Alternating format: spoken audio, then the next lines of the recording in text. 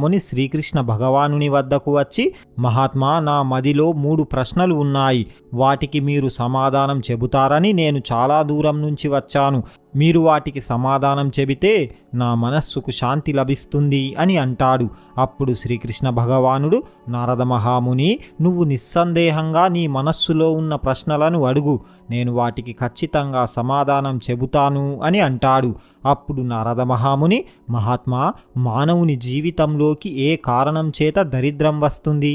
ఏ పాపం చేయడం వల్ల లక్ష్మీదేవి ఇంట్లోంచి వెళ్ళిపోతుంది?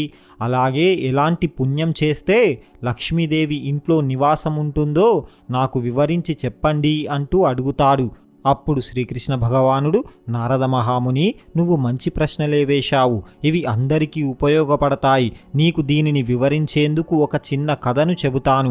అందులో నువ్వు అడిగిన అన్ని ప్రశ్నలకు సమాధానం లభిస్తుంది అంటూ కథను చెప్పడం ప్రారంభించాడు శ్రీకృష్ణ భగవానుడు. పూర్వం ధర్మధ్వజుడు అనే ఒక మహారాజు ఉండేవాడు. ఆయన చాలా ధర్మాత్ముడు. ప్రజల కోసం ఎన్నో సేవలు చేసేవాడు. ఎన్నో దాన ధర్మాలు చేసేవాడు.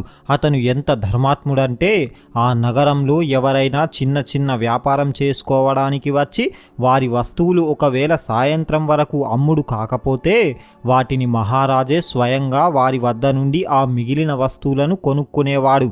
తన రాజ్యంలోంచి ఎవ్వరినీ ఉట్టి చేతులతో పంపేవాడు కాదు.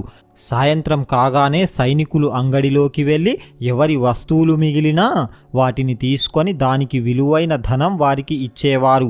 ఇలా మహారాజు గొప్పతనం 4 వైపులా వ్యాపించింది.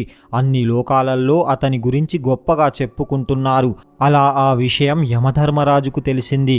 ధర్మధ్వజుని గొప్పతనం స్వయంగా తెలుసుకోవాలని ఒక పేద బ్రాహ్మణుని వేషం ధరించి ఒక పాత పెట్టెను తీసుకొని అందులో చెత్త, పనికిరాని వస్తువులను నింపుకొని ధర్మధ్వజుని రాజ్యంలోని అంగడిలోకి చేరుకొని వాటిని అమ్మే ప్రయత్నం చేస్తున్నాడు.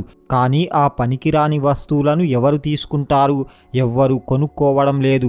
సాయంత్రం అయ్యింది. ఇక సైనికులు వచ్చి, ఓ బ్రాహ్మణుడా, నీ వస్తువులను ఇంకా ఎవ్వరూ కొనుక్కోలేదా? అసలు నువ్వు ఏమమ్ముతున్నావు? ఏదైనా ఉండని. మహారాజు ఆదేశం ప్రకారం సాయంత్రం వరకు వస్తువులను అమ్మకపోతే మేమే వాటిని కొనుక్కుంటాం. ఈ పెట్టెలో ఏమున్నాయి? వాటి విలువ ఎంత అంటూ అడుగుతారు. అప్పుడు ఆ బ్రాహ్మణుడు, చూడండి, నేను ఇందులో దరిద్రాన్ని తీసుకువచ్చాను. అంటే అంతా చెత్తనే నింపుకొని వచ్చాను. దీని విలువ 1000 బంగారు నాణ్యాలు అని అంటాడు. ఆ బ్రాహ్మణుడు చెప్పిన విచిత్రమైన మాటలు విని ఆ సైనికులు నవ్వుతూ, నీకు పిచ్చి పట్టిందా? ఆ దరిద్రాన్ని ఎవరు తీసుకుంటారు? దానికి ఏ విలువ లేదు అని అంటారు. అప్పుడు ఆ బ్రాహ్మణుడు, చూడండి, దీనికి